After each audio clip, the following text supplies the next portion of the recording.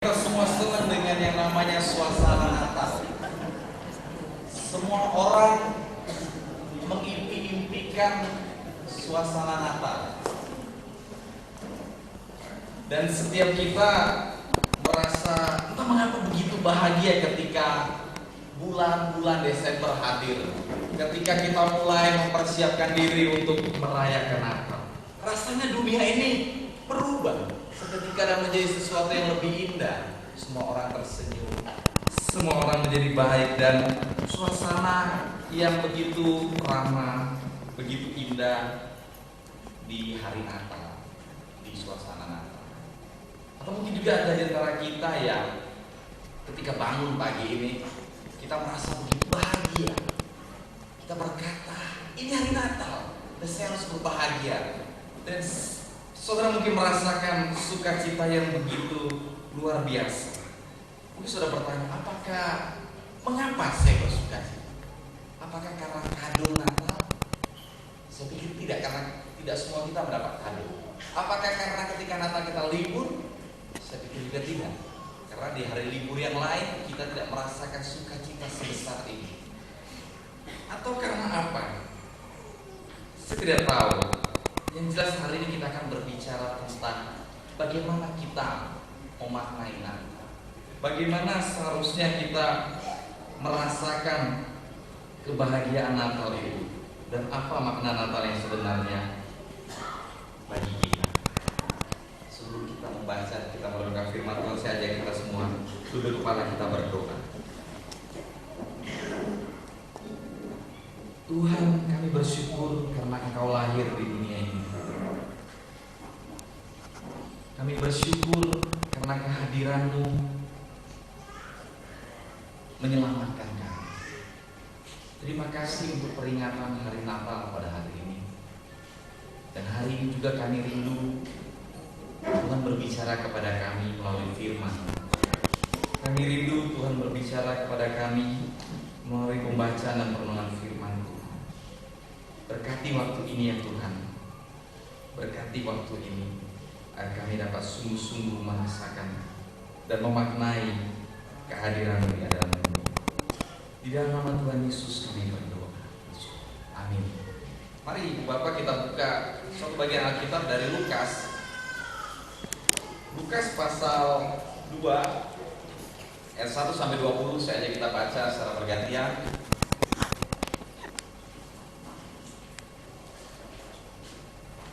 Lukas 2 ayat 1 sampai 20. Saya akan baca ayat 1. Silakan Bapak Ibu sering kasih Tuhan baca ayat 2.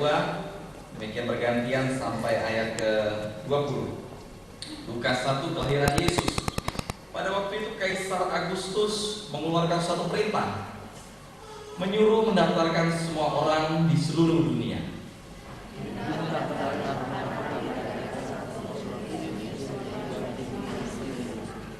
Maka pergilah semua orang mendaftarkan diri masing-masing di kotanya sendiri.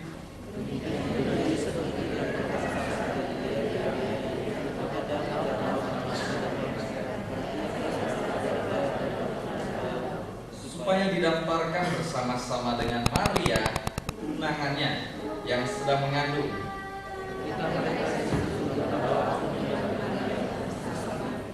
Dan dia melahirkan seorang anak laki-laki, anaknya yang sulung, lalu dibungkusnya dengan lampin dan dibaringkannya di dalam palungan, karena tidak ada tempat bagi mereka di rumah penginapan.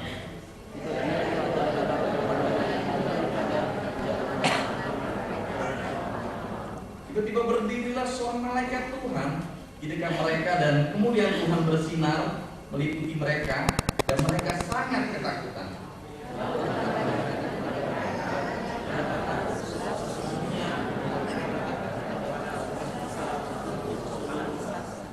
Hari ini telah lahir bagimu juru selamat, yaitu Kristus Tuhan di kota Daud.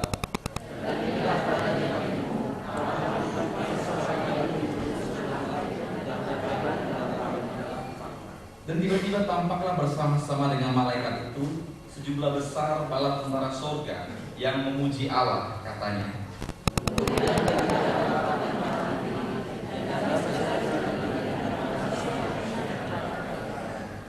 Setelah malaikat-malaikat itu meninggalkan mereka mereka dan kembali ke surga, gembala-gembala itu berkata seorang kepada yang lain, marilah kita pergi ke Bethlehem untuk melihat apa yang terjadi di sana, seperti yang diberitahukan Tuhan kepada kita.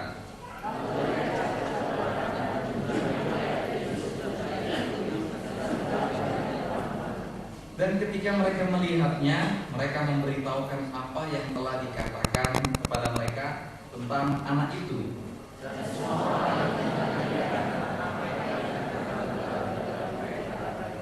Tetapi Maria menyimpan segala perkara itu di dalam hatinya dan merenungkannya.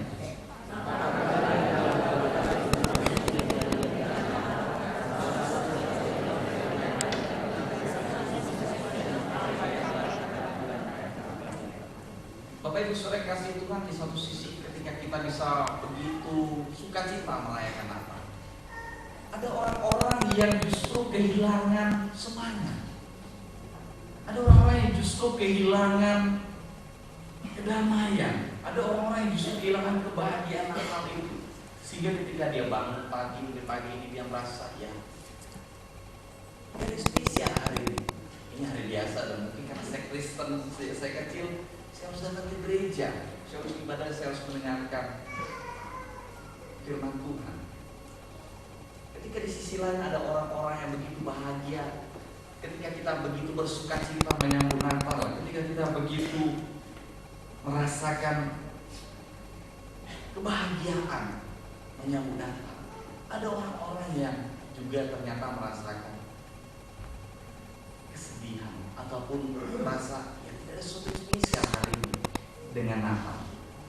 Nah, Bapak Ibu Saudara kasih Tuhan, jadi untuk kita yang hari ini merasakan kebahagiaan dan kedamaian Natal, ataupun untuk kita yang hari ini juga tidak merasakan kebahagiaan dan kedamaian Natal, firman Tuhan ini berbicara kepada kita hari ini mengenai makna Natal yang sesungguhnya. Jadi perenungan saya akan bagian ini, kita akan belajar hari ini dua makna kelahiran Tuhan Yesus, dua makna Natal bagi kita orang percaya yang hidup hari ini. Yang pertama, makna Natal yang pertama, Allah mengingat. Allah mengingat. Bapak Ibu Saudara kasih Tuhan, malam itu di padang ketika para gembala sedang menjaga kawanan ternak, ketika mereka sedang bersantai, suasana sunyi karena pada hari malam dan mereka sedang menikmati istirahat mereka. Tiba-tiba mereka dikagetkan dengan kemunculan suatu cahaya yang menyilaukan mereka. Cahaya ini yang kemudian bersinar dengan terang. Dan ternyata dari pembacaan kita tadi kita tahu cahaya ini berasal dari malaikat yang kemudian berkata kepada para gembala, jangan takut, sesungguhnya hari ini aku memberitakan kesukaan besar bagi seluruh bangsa. Hari ini telah lahir bagimu juru selamat, yaitu Kristus Tuhan di kota Daud. Nah, pertanyaannya bagi kita, kenapa ini menjadi sesuatu yang penting? Kenapa ini menjadi sesuatu berita yang sukacita? Kenapa ini menjadi suatu berita yang bahagia? Karena ternyata Bapak Ibu Saudara kasih Tuhan, memang penantian akan kehadiran sang juru selamat ini telah sangat lama dinantikan oleh manusia. Kita kembali ke belakang ketika pertama kali manusia mengenal dosa, ketika manusia yang dalam dosa. Hubungan yang awalnya begitu harmonis antara Allah dan manusia terputus, terpisah karena dosa. Dan kita berkata bahwa manusia lemah, sehingga kita semua manusia sesungguhnya sedang berjalan menuju kebinasaan. Tapi kita berkata kita semua akan dihukum, kita semua akan dilenyapkan, kita semua akan dibinasakan. Dan oleh karena itu, hubungan yang awalnya baik tadi, hubungan yang awalnya harmonis, hubungan yang awalnya begitu indah antara manusia dan Allah terputus. Ketika hubungan itu terputus, ketika hubungan itu rusak, manusia kita berusaha untuk memperbaikinya. Kita berusaha untuk memperbaikinya. Kita datang kepada Tuhan melalui banyak hal. Manusia berusaha datang kepada Tuhan melalui agama. manusia pikir ketika mereka beragama mereka bisa bertemu dengan Tuhan. Tapi ternyata tidak. Manusia datang kepada Tuhan melalui aliran-aliran kepercayaan. Manusia berpikir bahwa ketika mereka mempercayai suatu kekuatan yang ada di alam ini, mereka akan beroleh kedamaian. Tapi ternyata juga tidak. Hubungan yang rusak ini ternyata tidak bisa diperbaiki ketika manusia melakukan suatu usaha. Hubungan yang rusaknya tidak bisa diperbaiki ketika manusia berusaha untuk memperbaikinya sendiri. Tapi syukur kepada Allah bahwa ternyata Tuhan mengerti dengan sangat jelas manusia, apa yang kita lakukan, usaha kita untuk mencapai Tuhan itu merupakan suatu kesia-siaan. Itu sia-sia dan Tuhan tahu itu. Oleh karena itu Dia telah mengambil suatu inisiatif untuk memperbaiki hubungan itu. Inisiatif dari Allah, dari pihak Allah untuk datang menghampiri manusia. Dan kita kenal peristiwa ini melalui kelahiran Yesus. Kelahiran Yesus merupakan suatu inisiatif Tuhan yang dilakukan oleh Tuhan sendiri untuk dapat menyelamatkan manusia. Nah, ketika Tuhan sudah tahu hal ini, dan ketika kita juga manusia sebagai manusia yang berdosa tidak bisa menggapai Tuhan, Tuhan menjanjikan hal itu kepada manusia pada waktu itu. Bahkan sejak pertama ketika manusia dalam dosa, Tuhan telah memberikan suatu janji keselamatan. Tuhan telah memberikan suatu janji keselamatan. Mari kita buka Kejadian 3 ayat 15. Kejadian 3 ayat 15. Saya bacakan bagi kita. Aku akan mengadakan permusuhan antara engkau dan perempuan ini, antara keturunanmu dan keturunannya. Keturunannya akan meremukkan kepalamu dan engkau akan meremukkan tubuhmu. Ketika Tuhan berkata pada iblis, Tuhan akan mengadakan permusuhan, dan janji keselamatan itu terkandung ketika Tuhan berkata, keturunannya akan meremukkan kepalamu. Pada waktu itu bangsa Yahudi berusaha memahami hal ini. Keturunannya, siapa keturunannya? Keturunan perempuan ini. Pada masyarakat waktu itu mereka tidak mengerti bahwa keturunan perempuan itu akan meremukkan kepala si iblis. Karena selama ini anak selalu dikaitkan dengan bapak, tidak pernah dengan ibu. Jadi ketika Tuhan berkata kepada iblis, keturunan perempuan itu, yang dimaksud dengan keturunan perempuan itu, orang Israel tidak mengerti. Karena bagi mereka keturunan adalah selalu dari laki-laki. Tapi ternyata kemudian hal ini digenapi. Hal ini digenapi di dalam perjanjian baru ketika Yesus lahir, dan Injil mencatat bahwa Yesus adalah merupakan anak darah dari Maria, artinya keturunan dari perempuan. Nah, Bapak Ibu saudara yang kasih Tuhan, di sana baru mereka mengerti. Juga di dalam kitab Yesaya, Nabi Yesaya telah membuatkan tentang kelahiran Sang Juru Selamat. Yesaya 7 ayat 14. Ketika Nabi Yesaya berkata bahwa seorang perempuan muda akan mengandung dan melahirkan seorang anak laki-laki dan menamai dia Immanuel. Kata ini dipakai ketika Yesaya berkata perempuan muda akan mengandung. Perempuan muda itu dipakai kata alma, dan itu digenapi juga di dalam perjanjian baru. Ketika Matius mengutip catatan dari Nabi Yesaya, Matius 1 ayat 23, ia akan melahirkan anak laki-laki dan menuakan, ayat 23, malam sesungguhnya anak darah itu akan mengandung dan melahirkan seorang anak laki-laki. Matius memakai kata anak darah, dan di Yesaya dipakai kata perempuan muda. Itu kata yang dipakai sejajar, dan artinya nubuatan itu juga sudah digenapi. Demikian juga di dalam kitab Mika 5 ayat 1 tentang Bethlehem, di mana kota kecil dari raja ataupun juru selamat itu akan dilahirkan. Nah, itu Bapak yang ingin saya sampaikan. Tuhan sudah membuatkan, Tuhan sudah janjikan, juru selamat bakal lahir, juru selamat bakal datang. Tetapi ketika Israel menunggu, ketika bangsa ini menunggu, kok tidak kunjung datang? Kok juru selamat yang dinanti-nantikan itu tidak kunjung hadir? Kenapa apa yang dijanjikan Tuhan itu ternyata lama digenapi. Apalagi dengan kondisi umat Israel pada waktu itu, secara khusus pada zaman awal dari perjanjian baru. Ketika mereka pulang dari pembuangan, mereka masuk dalam satu masa di mana Tuhan itu tidak lagi berbicara kepada mereka. Dan ini mereka anggap sebagai suatu penghukuman. Di satu sisi mereka sedang menantikan kehadiran Sang Juru Selamat. Tetapi ternyata kemudian bukannya Juru Selamat itu hadir, malah Tuhan tidak berbicara kepada mereka. Belum lagi penjajahan yang dilakukan oleh bangsa-bangsa lain yang secara bergantian menindas umat Israel. Setelah mereka pulang dari pembuangan, Bapak Ibu sudah kasih Tuhan tahu, bergantian bangsa-bangsa menjajah mereka.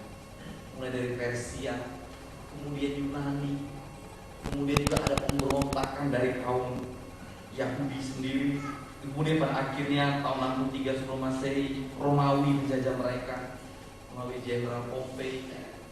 Nah, ini kondisi-kondisi yang membuat Israel kemudian bertanya-tanya, di mana janji yang Tuhan berikan itu? Di mana janji yang ada di Kejadian 3:15? Di mana janji yang ada di Yesaya 7:14? Di mana janji yang ada di Mika 5:1? Di mana janji Tuhan? Dan mereka mempertanyakan hal itu. Benar tidak Tuhan ini janji dan bakal genapi? Benar tidak Tuhan ini janji dan bakal menepati? Nah, di dalam kondisi-kondisi itu mereka merasa sudah tidak ada lagi pengharapan. Oleh karena itu mereka berusaha kembali kepada sendiri. Mereka berusaha untuk berbuat baik. Mereka berusaha untuk mentaati hukum Taurat dengan seketat mungkin. Nah, di masa seperti inilah ahli-ahli Taurat, orang Saduki, orang Farisi itu muncul. Karena mereka berusaha, Tuhan tidak kunjung menepati janji. Jadi mereka berusaha untuk mencari keselamatan itu sendiri.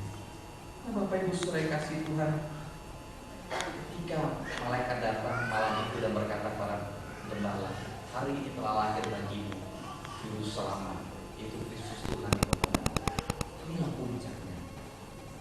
Inilah akhir dari penantian umat yang sedang menanti. Ini akhir dari penantian mereka, bahwa sungguh-sungguh janji Tuhan telah digenapi. Janji Tuhan telah digenapi melalui kelahiran Yesus Kristus. Bukan waktu yang singkat mereka harus menunggu. Terutama ketika Israel pulang dari pembuangan, ada masa 400 tahun di mana Tuhan diam, di mana Tuhan tidak berbicara. Dan setelah itu baru kelahiran Yesus diberitakan. Hal ini akan mengingatkan kita ketika Israel juga diperbudak di Mesir 400 tahun lebih, 430 tahun tepatnya mereka berada di sana dan merasakan perbudakan tanpa ada pembebasan. Tapi pada akhirnya Tuhan mengirim Musa untuk menolong mereka, membebaskan mereka. Ini Bapak yang dikasih Tuhan, apa yang ingin saya sampaikan di sini? Makna Natal yang pertama, di dalam penantian panjang umat pada waktu itu, akhirnya mereka menyadari bahwa Tuhan masih mengingat mereka. Tuhan masih mengingat mereka, dan Tuhan menggenapi janjinya kepada mereka. Peristiwa Natal adalah peristiwa di mana Allah mengingat kita. Keadaan kita yang begitu buruk, dan dalam penantian kita akan janji Tuhan itu, mungkin kita dibingungkan, kenapa janji itu tidak kunjung digenapi. Dan peristiwa Natal mengingatkan kepada kita bahwa Allah masih mengingat kita. Ketika Tuhan berjanji Dia akan menggenapinya, tapi masalahnya waktunya Tuhan selalu berbeda dengan waktunya kita. Waktunya Tuhan punya waktunya sendiri. Waktunya Tuhan tidak pernah sama dengan waktunya kita. Kadang-kadang kita berharap, tolong Tuhan cepat. Dan kita meminta pertolongan pada waktu itu juga. Orang pengen secepatnya pertolongan itu datang. Itu yang dialami Israel. Berkali-kali mereka harus dibuang ke Babel, mereka harus dijajah Persia, diobrak-abrik sama Yunani melalui Alexander Agung, pemberontakan dari Yudas Makabeus, belum lagi Romawi. Israel berkata, tolong kami Tuhan, hanya tolonglah kami. Tetapi Bapak Ibu sering kasih Tuhan, Tuhan ternyata punya waktunya sendiri. Kehadiran Sang Juru Selamat itu digenapi, tapi dengan waktunya. Apa renungannya bagi kita pada pagi hari ini? Belajar menanti dengan sabar dan menanti penggenapan janji Tuhan sesuai dengan waktunya Tuhan. Bukan waktu kita sendiri, bukan waktu yang kita inginkan, tapi Tuhan punya waktunya sendiri untuk menggenapi janji-janjinya. Apa sih janji Tuhan bagi orang percaya? Ada banyak orang berkata Tuhan menjanjikan bahwa kita akan kaya. Secara materi orang Kristen, Anda akan menjadi miliuner. Tuhan mengajari seperti itu. Ada orang juga berkata bahwa ketika kamu jadi orang Kristen, segala penyakitmu akan disembuhkan. Semua penyakit banyak. Ada juga orang berkata bahwa ketika kamu jadi Kristen, bisnismu tidak akan pernah gagal. Kamu akan jadi sukses. Tapi ternyata Tuhan tidak pernah berjanji demikian. Tuhan tidak menjanjikan masalah-masalah yang ada dalam kehidupan kita akan hilang. Tapi Tuhan menjanjikan bahwa Tuhan akan menyertai kita. Mari kita buka Mazmur pasal 23. Mazmur yang sangat terkenal dari Daud. Mazmur 23 ayat 4. Ini janji Tuhan. Ini janji Tuhan bagi orang percaya. Sekalipun aku berjalan dalam lembah kekelaman, aku tidak takut bahaya, sebab Engkau besertaku. Nah Bapak Ibu Saudara yang kasih Tuhan, sebenarnya inilah janji Tuhan yang sesungguhnya. Masalah tidak akan pergi, tetapi janji Tuhan bahwa Ia akan beserta kita. Lembah kekelaman yang Daud catat di sini sebenarnya menunjukkan satu tempat di Alkitab ya, pada waktu itu zaman ketika Daud hidup. Tempat ini merupakan suatu lembah yang memang berkelok-kelok, yang ketika para pejalan kaki ataupun mereka yang melakukan perjalanan jauh melaluinya, mereka akan mengalami kesulitan. Dan juga yang kedua, ketika berkelok-kelok seperti ini, kita tidak bisa tahu apa yang akan ada di depan kita. Habis kelokan ini ada apa, kita tidak bakal tahu. Kalau bapak-bapak yang sering menyetir, ya, kita pergi ke tempat yang jalannya memang curam, kelok-kelok, lebih enak memang banyak orang memilih nyetir malam. Karena kita tahu di depan ada orang ketika ada lampu. Nah lembah ini, lembah yang berkelok-kelok ini, kita tidak pernah akan tahu di depan itu ada apa. Apakah ada penjahat? Apakah ada perampok? Apakah ada hal lain yang akan menghadang? Kita tidak akan tahu. Beberapa kali Daud harus melewati lembah ini, yaitu pada saat dia dikejar-kejar oleh Saul, dan juga ketika dia menghindari kejaran dari Absalom anaknya sendiri. Tetapi dalam pergumulan Daud melewati lembah ini, kemudian dia menuliskannya, menuangkannya dalam Mazmur. Dia berkata, sekalipun aku berjalan dalam lembah kekelaman, Daud berkata, aku tidak takut bahaya, sebab Tuhan beserta. Bapak Ibu Saudara kasih Tuhan, ini janji Tuhan. Dan pegang ini janji Tuhan. Dalam hidup ini mungkin kita akan melalui lembah-lembah yang jalannya tidak enak, dan bahkan ke depan kita tidak tahu apa yang akan terjadi. Jalannya mungkin gelap dan jalannya tidak enak.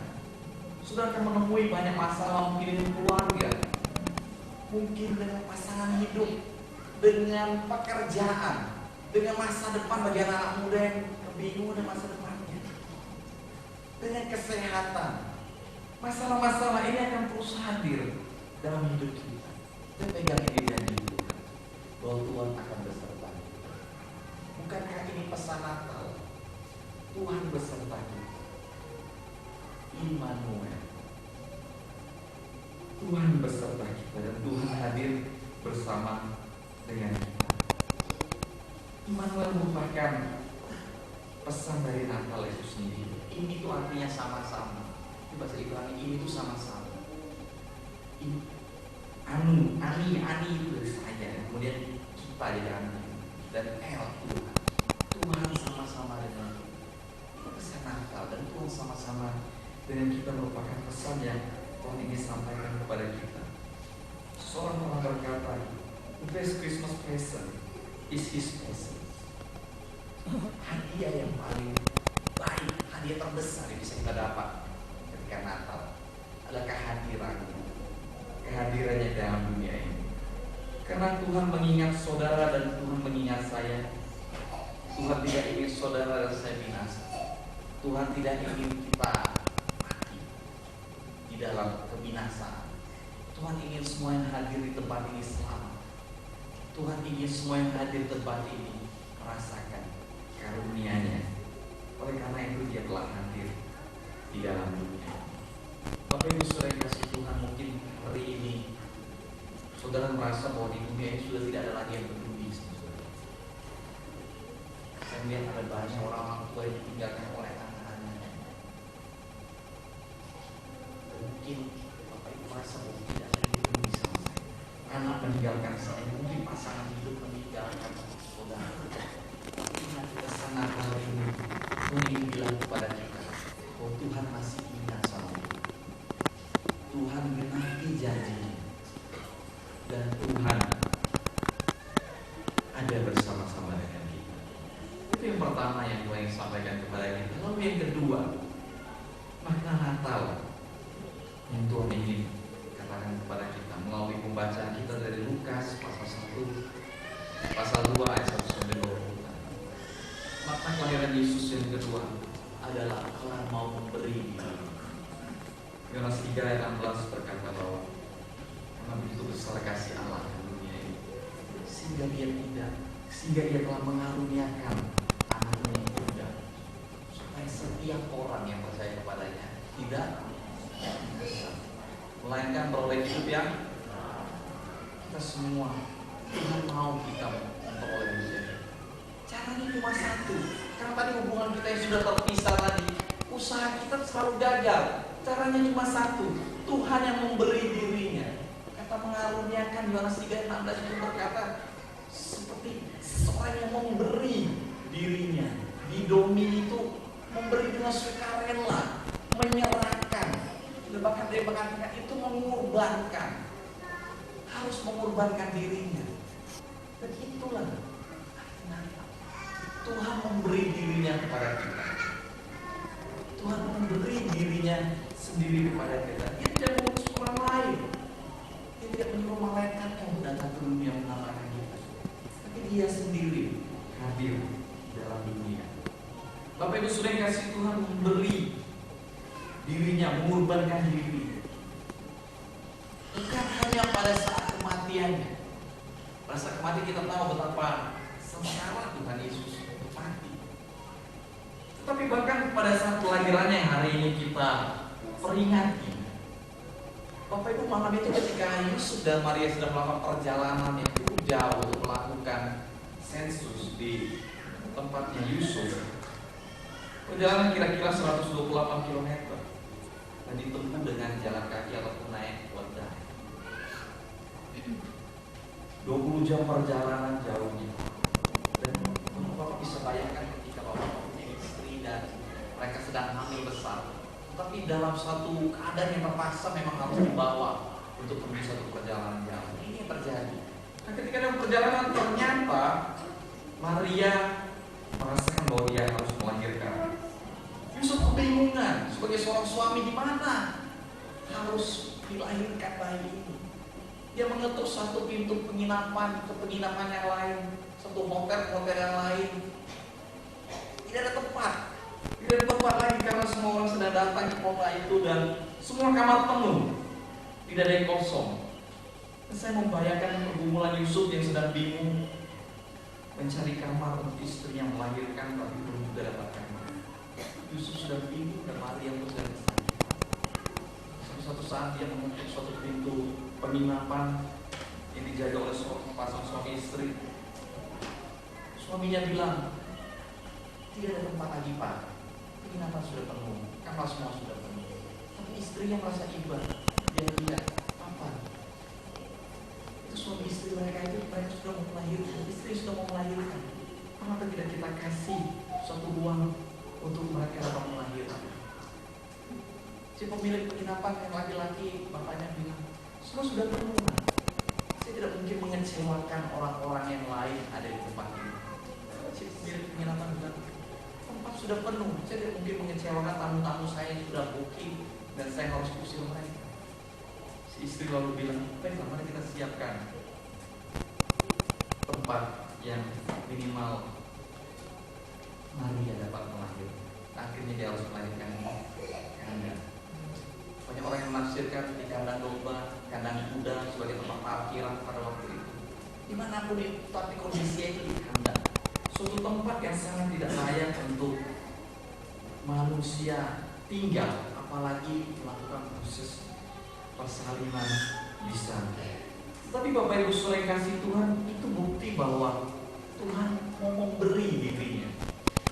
Tuhan lahir dalam kesederhanaan, bukan dalam kemewahan. Dan Tuhan memberi hal itu semuanya untuk manusia. Lalu pada hari ini ada orang bertanya dan banyak gereja-gereja mulai berpendapat, lalu bagaimana seharusnya kita merayakan Natal? Kalau Tuhan saja lahir dalam sederhana, mengapa kita harus meriah? Bagi saya, tidak masalah kita merayakan Natal dengan meriah, dengan suasana sukacita. Karena kita mengucap syukur atas segala kebaikan Tuhan. Tapi ingat bahwa jangan sampai kita kehilangan pesan Natal itu. Tuhan memberi dirinya. Tuhan saja mau memberi dirinya. Dia tidak lahir dengan suasana yang heboh. Pada waktu itu tidak ada kue-kue Natal seperti yang hari ini kita ada di rumah nanti. Yang ada mungkin hanya makanan untuk ternak. Pada waktu itu juga tidak ada pohon Natal atau lampu gelap-gelipnya. Mungkin hanya beberapa kumpulan jerami, tempat makan ternak. Pada waktu itu tidak ada suasana yang hangat.